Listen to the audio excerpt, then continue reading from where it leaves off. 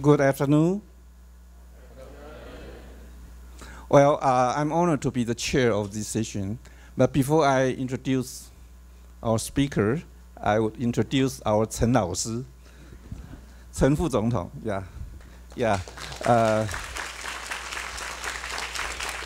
So here he would rather to be called 陈老师. Okay. So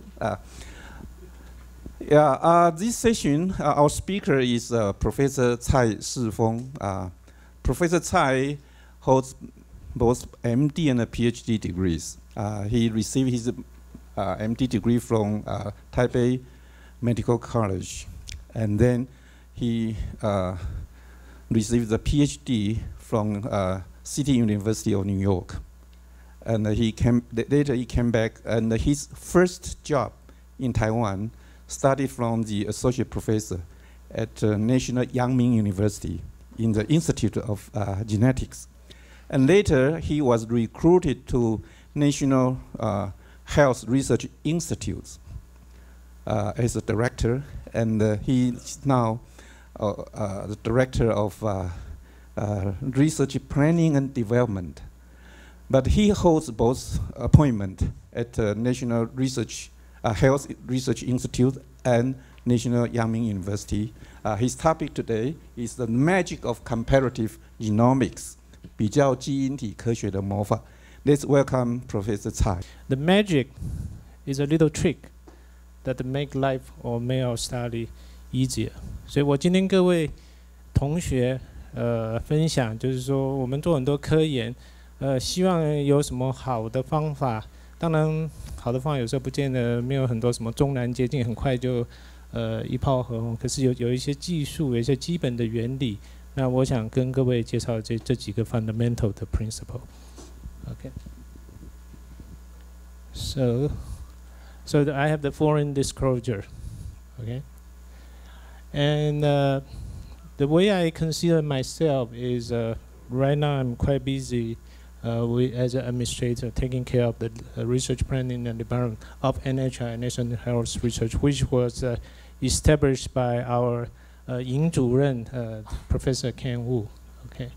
I'm also running a important infrastructure grant which is support our government. It's a flagship program on precision medicine. Later on, I'm going to touch upon that project.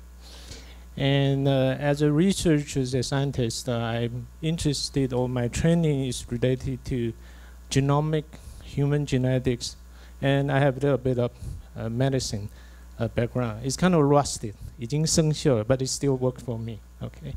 So the way I'm conducting my research, I share with many of the students that here is when I was at your age, okay, 大三大四的时候, I'm asking the question. I came from a family of doctors. My grandpa from both sides, MD, so are my brothers, and so on. So I would like to pursue a academic medicine career. So I decided to go to USA and get a PhD training. So at that time, I made a right decision, and a very rare decision at that time, to study human genetics. And I have been considered myself as a human geneticist, working on DNA sequencing, which is to get a lot of data, compare genomic to a little trick to analyze the data. Hopefully we can discover something new, and we can make good use of this information or this new knowledge. Also, I'm a lecturer at Yangming, Taida, 慈济, Tsinghua. So most of the time I talk about microbial genomic, cancer genomic, and human genetics. So that's my profile. Okay. So in order to build a basic knowledge, I would like to remind you about how a human reference genome was sequenced or established, or a reference genome. So this is actually not a single individual, but rather maybe 2,000 people from Buffalo, New York State. Okay, at that time, the Human Genome Project want to get DNA input. So it's actually take we call a map approach. So first we build this, sorry about that.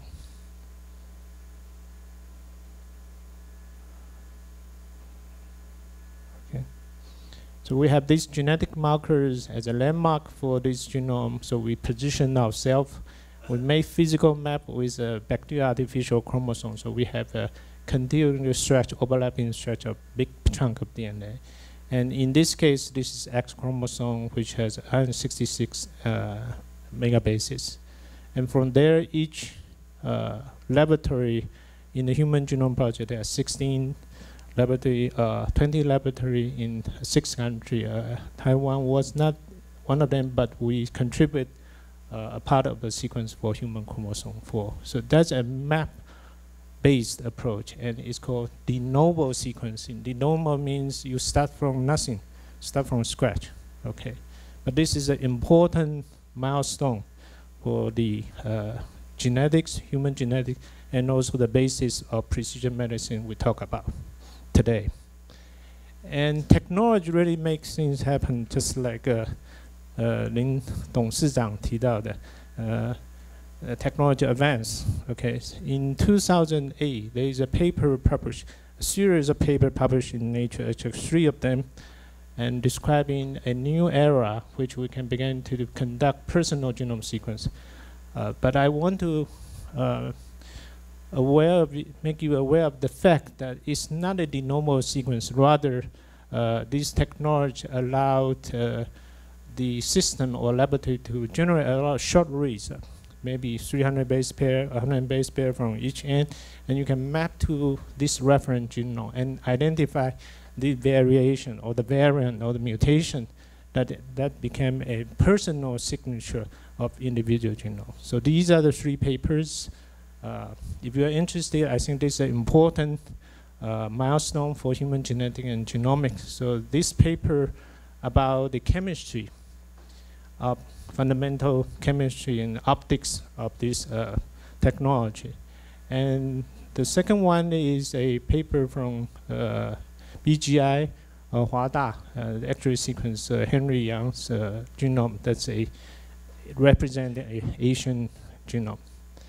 And this paper is describing a report on the cytogenetic normal acute myeloid genome. So this is the first cancer genome paper. So all these are important reference. Okay. So we heard a lot about 23andMe. So I think a lot of professors or laymen will ask me, what's the difference between 23andMe and your whole genome sequence? Okay. So I think it's quite fair to say actually at Google, and this company, they provide important information to the consumer. Whoever wants to spend $99 US to get their genome mapped, okay, provide some interesting information about your genome. But it's important to make a distinction between genotyping and sequencing. So I encourage you, if you are not familiar with this technology or the differences of why 23andMe is quite popular, what can offer, and what's the difference between sequencing. So here the genome sequencing is the method used to determine the exact sequence of a certain length of DNA. It could be a small one, it could be a big chunk, it could be part of it. You could take a whole genome, whole genome sequencing, WGS, or part of it, the whole exome sequence. So that's important to keep in mind. All right. So with this background, so I'm going to spend the rest of 40 minutes or less to share with you 2 parts. The first part is about the core of today's lecture. I want to share with you the trick of analyzing the data by comparison. So comparative genomics is a way to study how the operation system, our genome or a bacterial genome or any genome of a species, a rice genome, or how it works in normal condition or in disease state, okay? And I'm going to use this microbial genomic, which is a much smaller size, as an example how this principle of comparative genomics can be used, how we collect the data, compare the data, and make use of the data. The bottom line of the day is how can we use the data? So that's the first part. And the second half, I'm going to talk about this important infrastructure grant, how the project was organized, and the progress made so far. I'm really happy to see CJ is here. So we use the money carefully and make a good, important contribution. And hopefully I'm coming back to this issue of comparative genomics. In this case, we are working on the human. On cancer, I'm taking the trans-ethnic approach. By comparing the cancer patients of Taiwan, Japan, United States, we can discover what's the differences in the sequence and what's the relationship to the disease. Okay, so this is the outline. So today I'm going to share with you 3 bacteria species for different background and different reason. So after sequence spent maybe 2 or 3 years on sequencing chromosome 4, at that time we established a team called Longyang Tuantui. That's the Taipei Veteran General Hospital and the Yangming University. A very wise advisor, Wang Zhuo Yuanshi. Some of you senior people know him.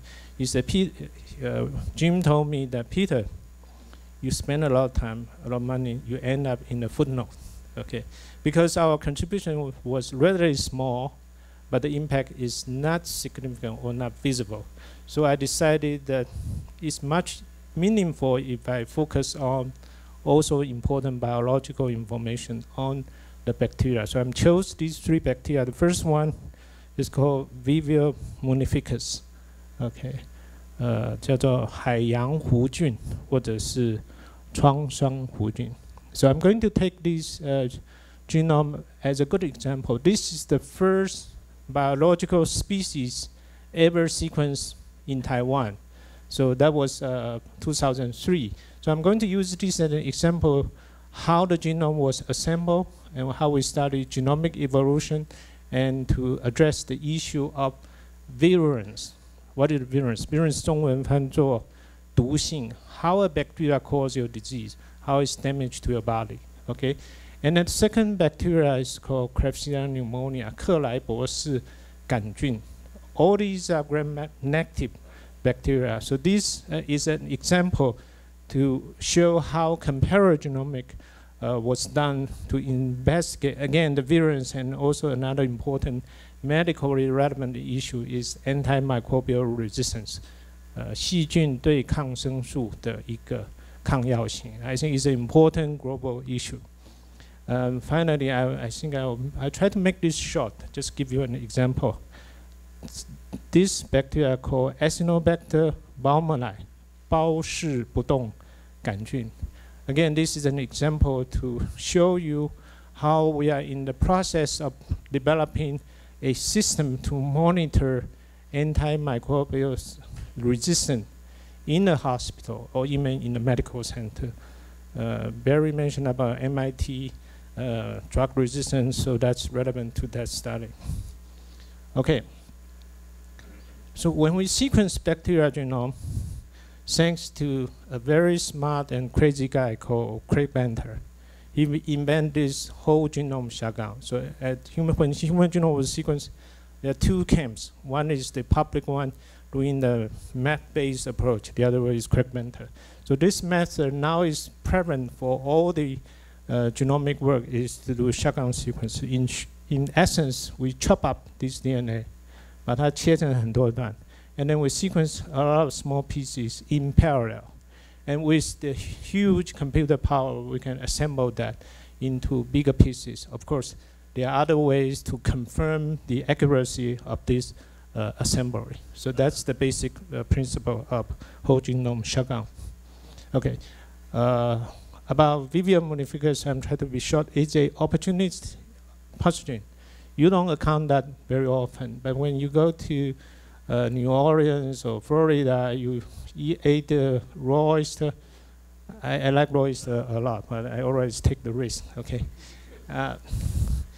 but don't be worried about that. Or if you are walking in the shallow water, okay, because these bacteria like a certain salinity. 它喜欢特定的盐的浓度，所以它会在河海交界的地方特别多。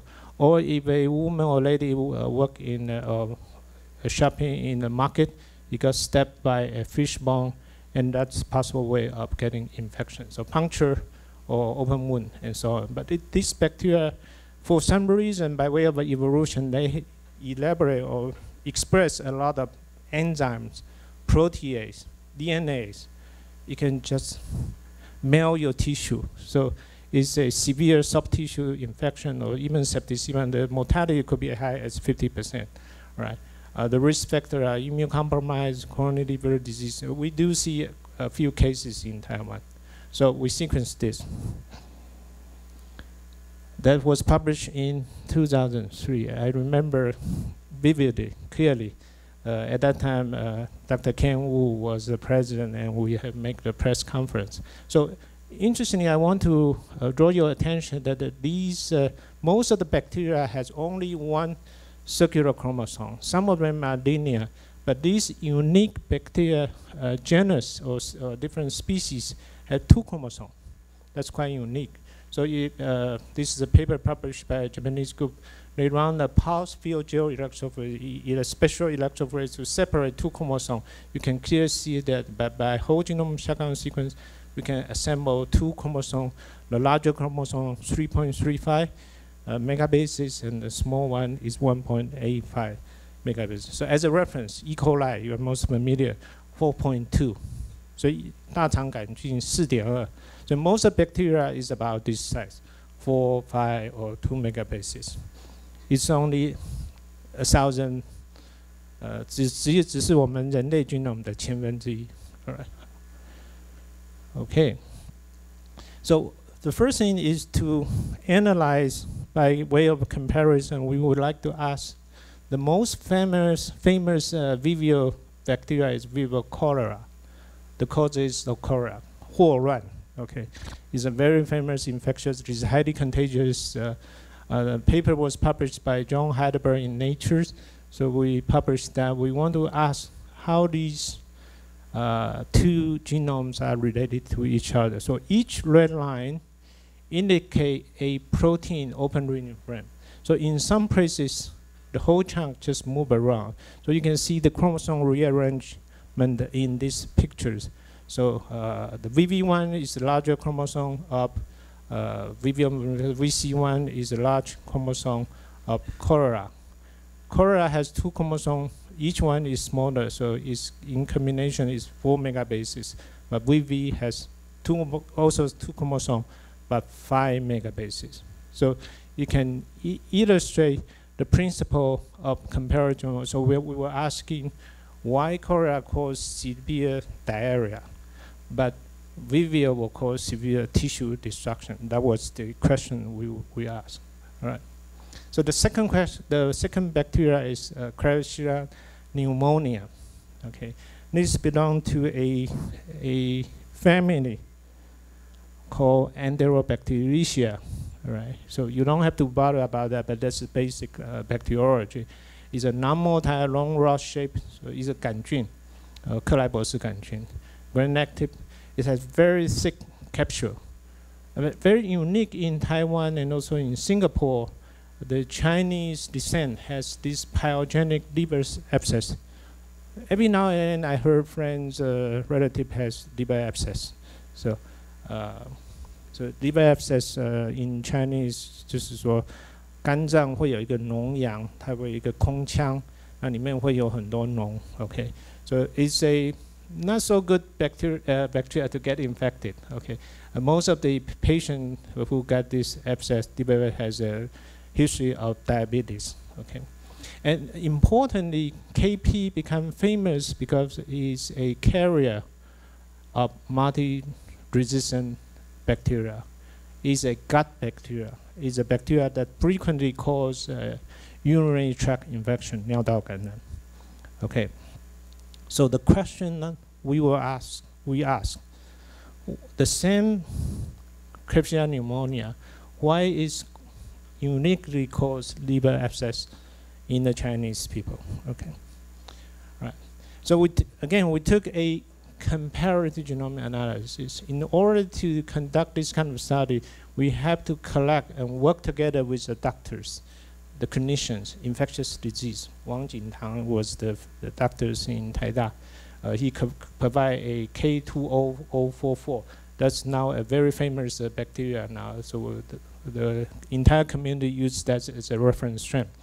So we collect clinical data, strain, and we analyze the virulence, whether it causes disease, and antimicrobial resistance. For genomic, we do whole genome microarray, CPS, capture polysaccharide analysis, and also plasmid. So in short, we try to correlate the genotype with the phenotype information. So we studied with 4 isolates. 2 of them cause liver abscess, and most of these are community acquired. So patient was perfectly fine at home, but they came to the hospital with this fever, infection, and then liver abscess. On the other hand, 2 bacteria isolate cause UTI. UTI stands for urinary tract infection. It's a very common problem in the hospital, but this is hospital acquired. So these individuals, when they are in hospital, they came for other reasons, for surgery, but they got hospital acquired infection. So that was collected from various times, and these will cause mortality when these bacteria were injected to the mouse peritoneal space.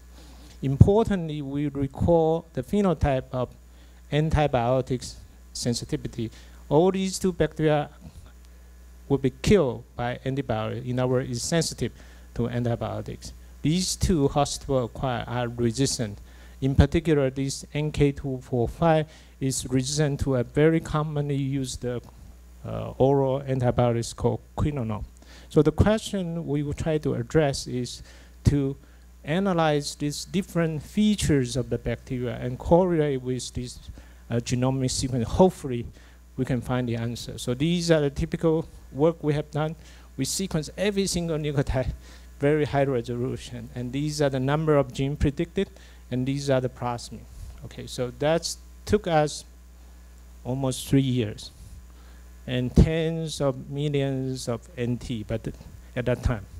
Okay, so that was pre-NGS time, but it's data important foundation to study this bacteria, taking a comparative genomic approach. So again, by comparing different organisms, so in this PK245, which is resistant to quinolone, we found a gene called QNRS. When we took this gene expressed in the E. coli that is sensitive to quinolone, we will confer resistance to this bacteria. In other words, the QNRS gave the resistance. So this is a gene that's responsible for the resistance to quinolone. Okay. Or if we transfect the entire PK245 plasmid, which is 98 kb, the sensitive E. coli will turn that into a drug resistance. So that's how we relate the gene with the phenotype by taking an experimental approach. Okay, so that's for the second bacteria. The important issue to keep in mind is since 1950, we know that penicillin was discovered by accident, and it has been successfully applied to treat many infectious diseases. But in the same time, these bacteria will evolve, and they will generate an enzyme which will hydrolyze these beta-lactam backbone of these antibiotics. So the penicillin groups or derivative, we can call it a beta-lactam. So the enzyme that is responsible to hydrolyze these antibiotics is called beta-lactamase. Okay. So with each generation of the new antibiotics, there are new drug-resistant bacteria. So the challenge nowadays is because many of the farmers, pharmaceutical companies, think this is not making too much money for them. So they stop making antibiotics. So we're facing the problem that we have very little choice about antibiotics. So sometimes it could be a really dangerous thing to happen. Okay. Thanks to NHI, I think Dr. Monto Ho who laid an important foundation for Taiwan. In NHI, we have a system or a cohort study called Taiwan Surveillance of Antimicrobial Resistance, or TSA. So under this TSA system, every 2 years, Dr. Dororea Yang Cailin 女士, okay, she's a very professional microbiologist brought back by Monto.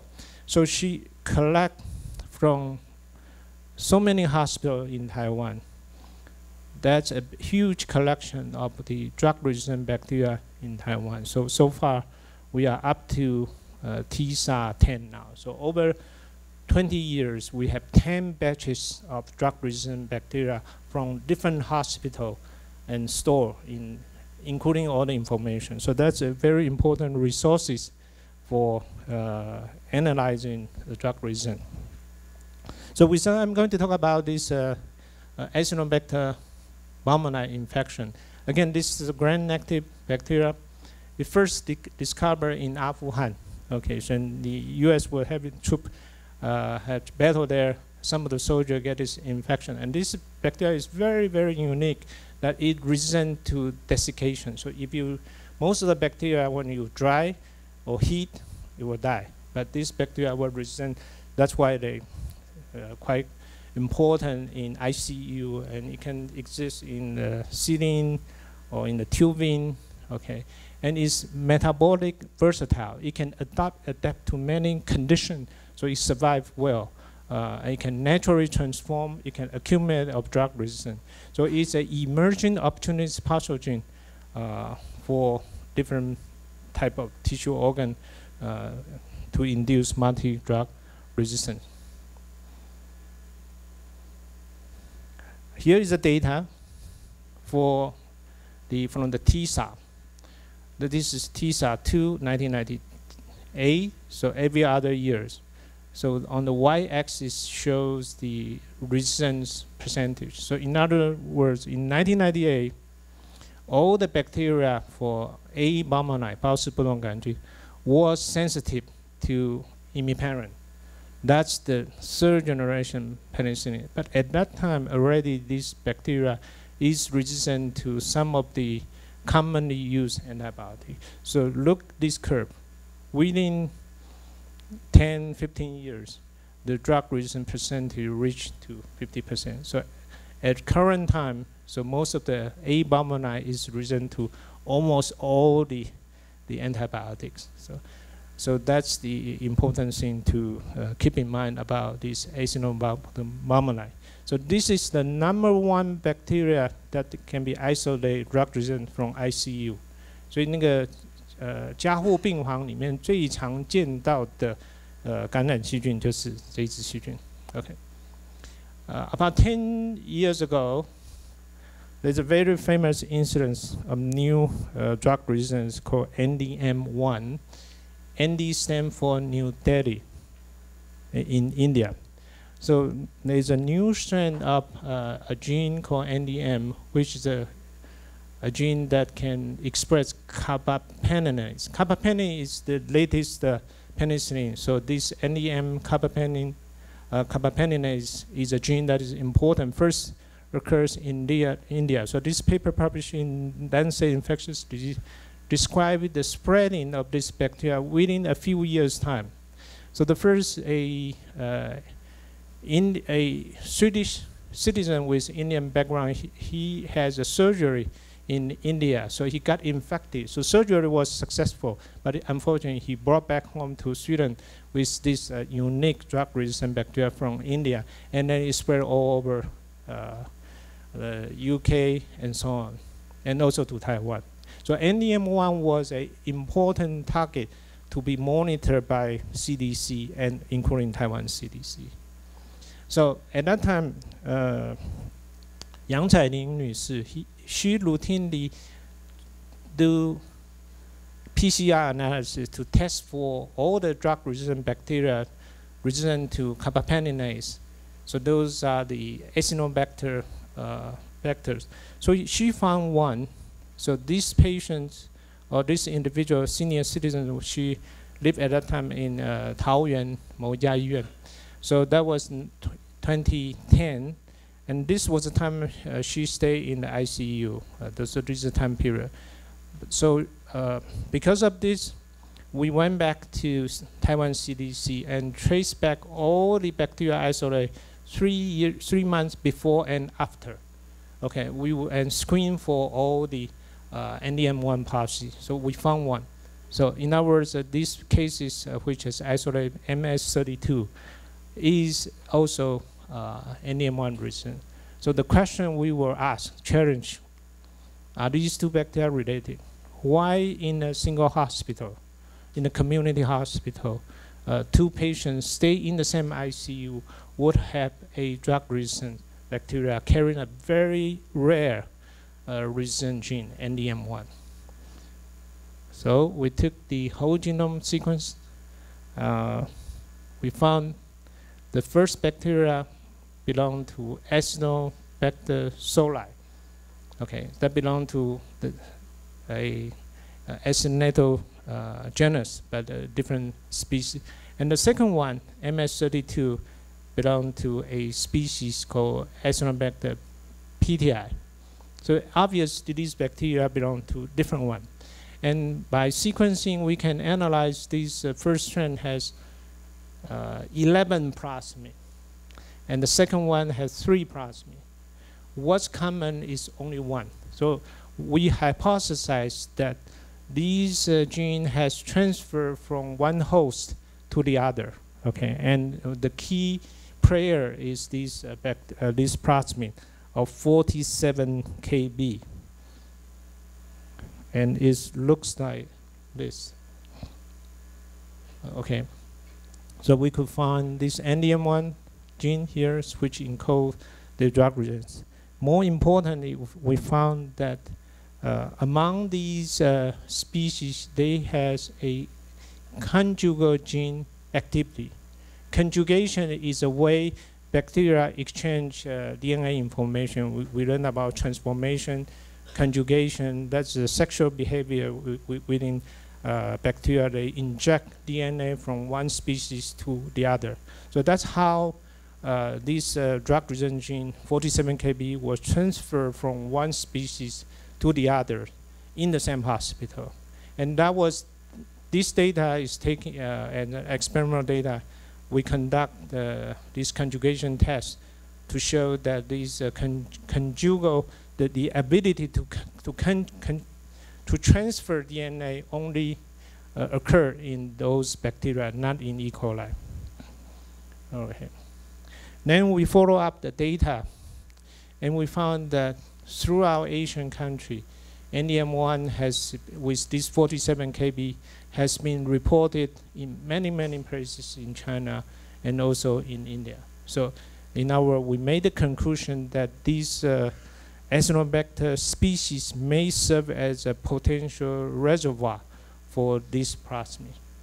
所以用中文来讲，就是说潜在的这些细菌呢，因为它有能力去吸收这个抗药的基因，那变成是一个温床或是一个培育的地方，那一有机会，透过conjugation， 它就传播得很快。Okay. So by comparing genomics, we were able to analyze and know how these bacteria was spread around. So to continue working on these phenomena, all these were retrospective. It's a cohort. We pull out the bacteria from the freezers. Okay, can we do it real time? Can we do it every week, every month? Can we tell that in Taida, in Longzhong, what are the genetic information in that system? So we have done a new test now with the focusing on carbapenem resistant Acinetobacter baumannii, or CRAB for short. Okay, so we worked with the Taipei Veteran General Hospital in 2015. So every 2 months, we collect 100 isolate of bacteria that from the infectious disease, and those are with after phenotype variation to show that it's indeed resistant to carbapenem. We sequence all of them, almost 100 every other month, and we compare. and to determine what's so with this new technology now, we don't have to spend 30 years or spend 3 billion, but rather we spend maybe 几十万, we were able to collect this information. So potentially, these are where the bacteria was isolated. Not surprisingly, all the specimens were either from sputum or from the aspirate of endotracheal tube. 我们知道那个 ICU 里面很多病人，他们要插管，然后这些细菌常常粘在那个管线上，又不太容易清除，所以它就变成一个温床。那所以这个医院里面院内感染就会有这样子的一个问题。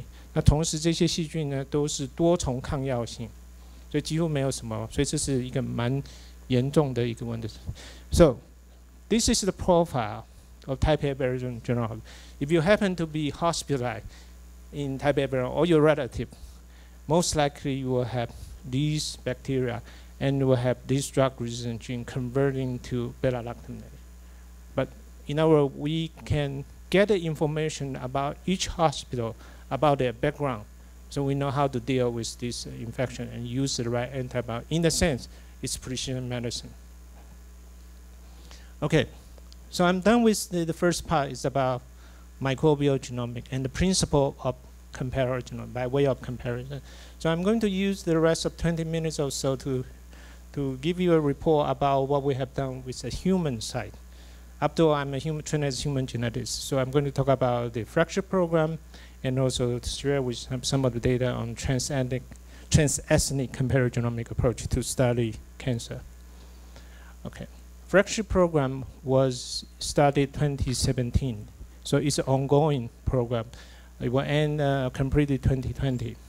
So by now we have established 4 things, which we think is quite important for Taiwan. First, because this program is to promote industry development, so we established the Taiwan Genomic Industry Alliance. So there are actually 3 companies established for now, and we work extensively with Illumina, which is the leading company in the US or in the world. And we established Taiwan Rare Disease Network to help the diagnosis of a rare disease. And we collaborate with many medical centers in Taiwan, and we form international partnerships. Those are the important progress. Okay, the machine, Nova 6, 4 of them arrived Taiwan almost 2 years or less than 2 years ago. All right, so this is by far now the largest whole genome data for disease patients. So I know Biobank has genomic data, but those are for healthy individuals. So we focus on 2 categories of disease. One is rare disease, the other is cancer. So we are approaching 2,000 now. So by end of next year, we wish to achieve 10,000, 10,000个疾病. Okay. So in rare disease, we focus on different type of rare disease. I'm going to elaborate later on. For cancer, we spend most of the money and efforts on liver cancer, lung cancer. UTUC is quite important for Taiwan, upper tract urothelial cancer. I know CJ is quite familiar with that, and also breast cancer. Okay, we collaborate with our friend in Illumina and also some of the global leaders. Mark, do you know this guy? Yeah, I think he's in MVP in Stanford. Okay. So about Taiwan Rare Disease Network, there are many diseases which are quite rare, genetic disease. The patients just went from hospital to hospital. After 10, 12, or 20 years, they never got a diagnosis. So even they seen the best doctors, okay? So this is the work we help. So we collect the cases, we conduct next generation bioinformatics analysis, data interpretation. I think some of the students are quite interested in these IT parts and information. But I want to emphasize, importantly, we need to provide this information to the doctor. We talk to the doctors whether this variant we identify makes sense. Okay, can explain the phenotype. And also we need to provide social support. All these patients, they need to have a 重大伤病卡, and then they need to get social support. So it's an important network of supporting and health care. humanity is the key word. So we work with the best doctors, key opinion leader in Taiwan. We focus on different type of disease, immunodeficiency, epilepsy, spinal cerebellar ataxia, hearing impairment, Rett syndrome, and this is generally unclassified disease, and these are the best of the best doctors. Most of them are pediatricians or human geneticists. I want to draw your attention that by now we have provided service to over 140 cases, and 88 of them, for the first time, the patient or the family had a diagnosis. Otherwise, over 15, 20 years, the patient just went from hospital to hospital seeking for an answer. In English, we say diagnostic odyssey. Okay. 诊断上的奥德赛，就奥德赛要回故乡的时候，花了很多年，经历了很多困难。OK， 他们最后得到答案。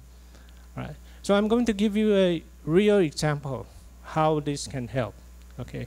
So this is a case presented from my medical school classmate in 林口长庚小儿科医师 and she told me that she has a patient, a baby girl, who has symptoms of primary immunodeficiency.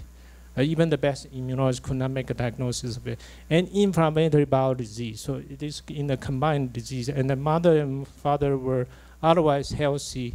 And previous, they have a baby girl who died of the same condition. So obviously, this is a genetic disease, quite rare. So shown in the pedigree here, this died, and these are not related. So by conducting whole genome sequence on these two girls, one already died, but we have the DNA. We got a whole genome sequence. We remove those low quality sequence, and we map these sequence, the variant to the reference to identify these variation. And we filter out those common variation. And then we look for non-synonymous variant. Non-synonymous means the nucleotide change will alter the amino acid column. So we hypothesize because the two, the father and mother are not related. So most likely the two poor girls, have a compound heterozygous mutation. In other words, different mutation on the same gene. Okay, it's quite unfortunate and quite rare. So this is a hypothesis-driven analysis pipeline. So that's human brain. Okay, human brain plus AI or high computing power. All right. So these are real number. So this is the first girl, second girl. We sequence these to up to 20 steps or 24. In other words, every nucleotide at least we sequence 20 times. All right, and we look for the variant, meaning that this sequence difference is different from the human reference genome. So in the average, 1 in 1,000 nucleotide will be sequence different. So it's 3亿的千分之一就是300万. So each girl has over 3.7 variant sequence, which is different from the reference sequence. So we look for obviously overlapping, okay, because these are the SIPs, so they have a lot of overlapping. We look for non-synonymous variants. We look for deleterious variant. Deleterious means that the amino acid changes will cause severe protein structure functional effect. So there's a computer program called SIFT, S-I-F-T. They can predict this nucleotide change is bad for the protein. So with this, we were able to identify 171. So we are looking a needle in a haystack. Okay. 就是在麦堆里面要找一根针. So they end up with 47 mutations in 10 genes. Then we consult the important database. Okay. We look for online Mendelians in men. That was first curated by Dr. Victor McCusick. So now it's an online version. So we were able to find that these mutations on this gene, TTC7A, chromosome 2p21, will cause a disease called gastrointestinal defect and immunodeficiency syndrome. It's inherited as autosomal recessive model. So it fit to the model. Okay, can we explain Okay, can we verify? So after that, we found that one of the mutation was from mother. So this mother has an extra A, a G2A change. So from green, I believe it's green, oh no, black to green changes. Okay, G2A, and this occurred. The father was normal. Mom has this variant transmitted to the two girls, and father carry another mutation, which has 2 base deletion, which cause a friendship on Sanger sequencing. So that's the capillary sequence. For those students who are not familiar with the lectures or the technology, Dr. 杨半慈院校长讲的，所以以前的 sequence 是毛细管电泳， so that's the traditional Sanger sequencing done by capillary sequencer. So this is the friendship. So the 2 base deletion came from dad and transmit to the 2 girls. What's TTC7A? TTC7A is a regulator of ROCK kinase. So it inhibits ROCK kinase. When there is a deficiency of TTC7A, the ROCK activity shoot up. So you ROCK the activity, 这个酵素就失控.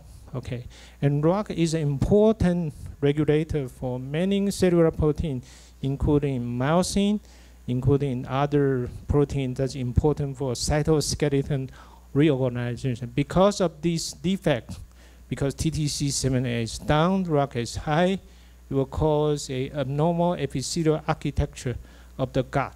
Okay, so in the entire planet, 在这个世界上 there are less than 10 patients living with this disease. So this is the rare disease.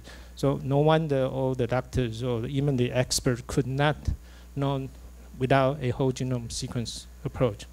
So I actually look into through Facebook, connect with a Miller family from Cincinnati. So this Miller family has 2 kids that have the same condition, but they maintain a Facebook. And Andrew Miller, he wrote on the Facebook that because of this abnormal protein function, the cells turn upside down and inside out. Okay, 上下颠倒，内外翻转. So that's why the gut has abnormal infrastructure. So they have the girl had diarrhea. They could not. They have bloody diarrhea and also have abnormal thymus development. That's the cause of immunodeficiency. Can we treat this girl?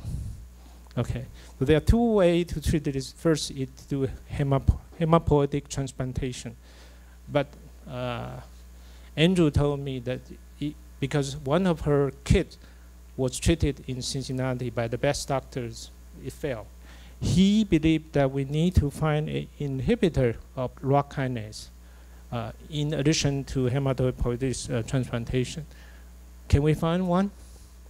At that time, we were desperate to find one. So unfortunately, there are compounds available as a chemical that can inhibit ROCK kinase. But there is only one medicine that is available in Japan, but Japan would not export these medicine to Taiwan, so the patient died. So that's how we work through these patients. By now, we have provided service to over 140 families now. Okay. So together with Hanbing Jijingwei, I'm very proud to say we have a very good system to provide social support, a patient advocacy group. So Mark, I apologize in Chinese, but I'll translate to you. 5 minutes. Okay. So basically, we established a network, and we said that there's a way you can find help for rare disease, and then genetic technology bring you new hope. So that's what we did. And this foundation, this system consists of medical professions, patient advocacy, and also our group. Okay. About the transethnic research, we have worked on UTUC, which is quite unique in Taiwan. Lung cancer, we have unique problem here. Liver cancer, our VPs and experts on this, and breast cancer. So I'm going to talk about hepatocellular carcinoma. Okay, it's a worldwide problem, particularly prominent in Asian countries and also in Africa. But even in the United States, there's a differences between the incidence of people. This is the people of Asian Pacific Island, Hawaii people, quite high, 2 times higher to the white people. These are the curve for the black people, African American, and this one is for the Hispanic. Okay, if we look at this paper published by Garza and Deroy, over the past 10 years, the darker the shade is the higher the incidence. So over the 10 years, liver cancer has become an important cancer in the United States because of obesity, because of diabetes. It has been projected by year 2030 will be a #2 cancer of the United States. Right? And you look at this, there is a gradient north to south. So there are more cases in Texas than in Idaho or any other states here. Okay, and also even in Texas, there are more cases in the south than in the north. Okay, so there is ethnic differences and perhaps behavior differences. So in order to look into this, Taiwan has a unique opportunity to look this. We have, thanks to Taiwan Liver Cancer Network, we have the largest collection cohort of liver cancer. So we carefully selected 4 different categories of liver cancers with different viral infection etiology. Though this group is positive for hepatitis B infection, this is for hepatitis C infection. This is very important, non-B, non-C, and perhaps these are related to fatty liver metabolic syndrome. So we want to compare that with Texas. We work with the Marcellus Hospital in Texas. Okay, these are the unique clinical features. So important if we want to do a comparative genomic, we need to isolate and group these patients, have careful phenotype analysis. So these are the background infection, and so these tend to be younger, those who are positive with HBV DNA, and the alpha fetoprotein tend to be higher, and more cirrhosis compared to non-B, non-C. For non-B, non-C, there are more fatty liver changes. Okay. So what did we find with this? We conduct whole genome sequencing on a significant portion of these. And these are the notable mutation, common mutation of driver gene for different groups. And they're statistically different. For example, TERT mutation is quite important for all of them. TERT is a gene incorporate the telomerase polymerase, right? And in hepatitis B in positive patients, there tend to be a hepatitis virus integrated to this TERT gene region. On the other hand, those who don't have a HBV integration tend to have a hotspot mutation. 88% of these cases had this TERT mutation, and 60% in non-B, non-C. Okay, these are statistically important. By way of copy number changes, so when we analyze the whole genome sequence, not only we could find point mutation, the amino acid changes that change single nucleotide, we could also find copy number changes. Very interesting phenomenon. So there were gene expanding from 1 to 2, or there will be shrink from 2 to 1. Right. So we found that for those MBNC who are negative for these other bacteria, tends to have a gene amplification on the gene called CD36. And also they tend to have a deletion called a gene called ABCG4. So you ask me what are CD36 and ABCG4? Are they related to fatty acid metabolism? Yes, indeed. CD36 is a membrane-bound transporter that would import fatty acid to the cell, to the endothelial cell, to the liver cell. And ABCG4, in combination with ABCG1, form a transporter to pump out this lipid. So in other words, we have overexpression of this gene that pump in fatty acid, and we shut up, so the cancer shut up this pump, so they have the tendency to accumulate to their advantage for their energy. We look at the clinical data. These are the patients that don't have either of them. This has single event CD36 expression, copy number again, The green one has ABCG4 deletion. Look at this, the red curve, that those patients have both ABCG CD36 over gene copy number gain and ABCG4 deletion. They tend to have poor survival, so they indeed make a clinical reference. Okay, so we confirm this by conducting experiments in the tissue culture cell. We transfect overexpress CD36 or we shut down.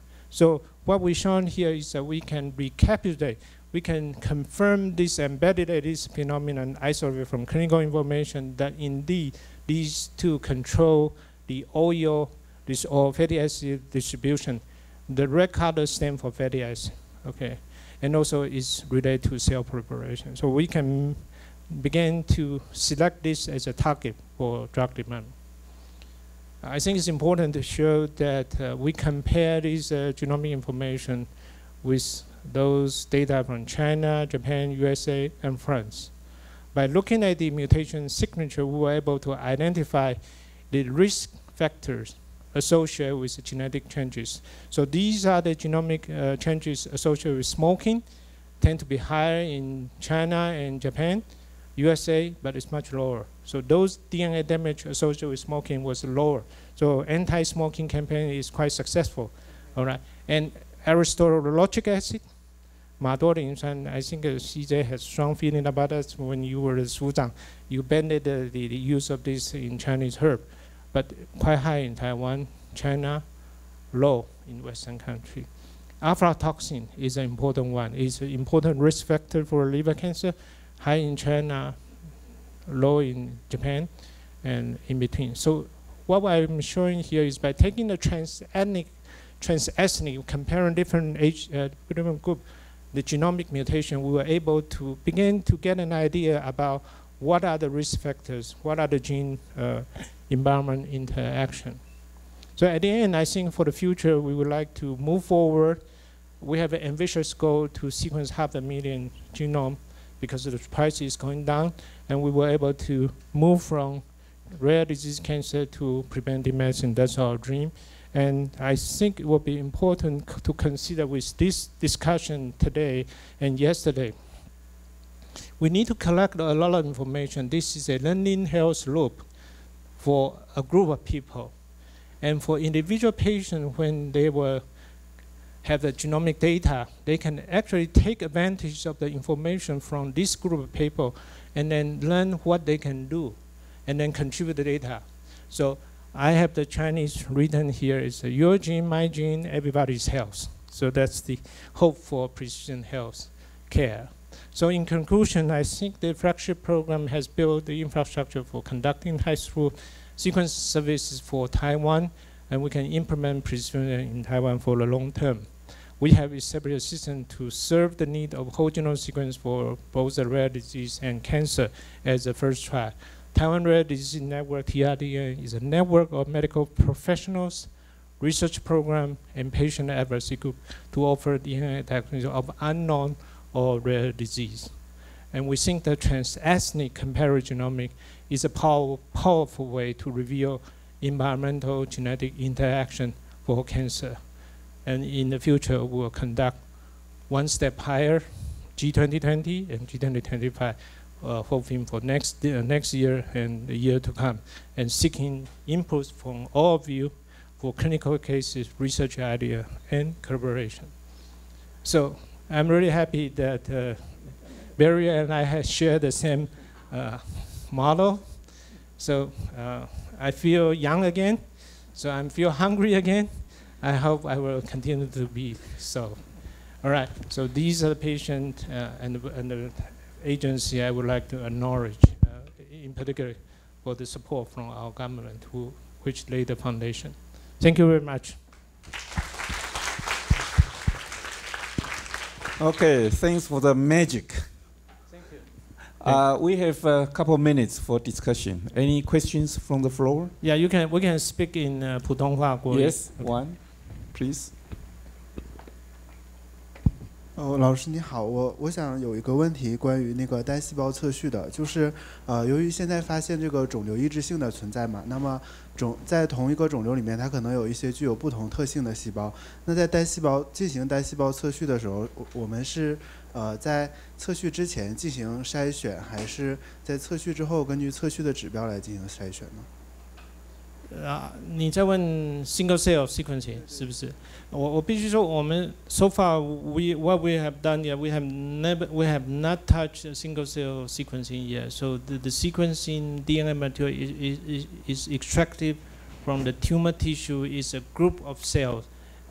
So I think you are asking a very important question because the tumor consists of multiple clones and different mutations. So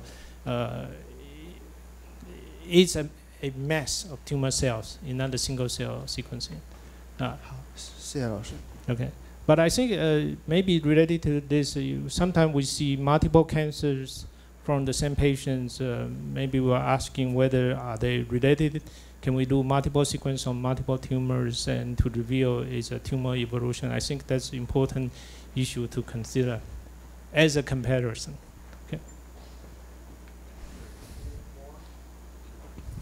One last question.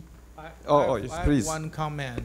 So I would like to introduce, I think you must know in US we have called UDN, undiagnosed. Yeah, UDN, network, yeah. Right. So I don't know if Taiwan and the US we can collaborate Sure, on yeah. that because Yeah. every week we actually, one of the student training in Taiwan heavily participate in that is bioinformatician.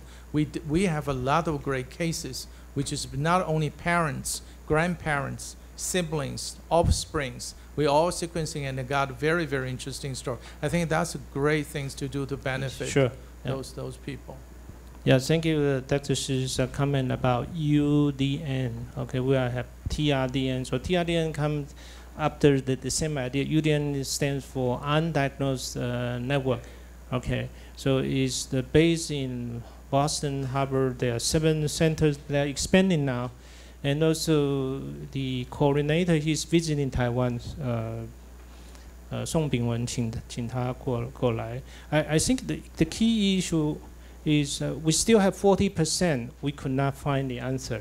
So even 60% we take a lot of efforts, but we only have a few competent people who can do that. Of course, we can implement this technology database, but it's important if we share this information throughout the network, we can consult. In fact, there are global organizations now we can share this information. Thank you for your comment.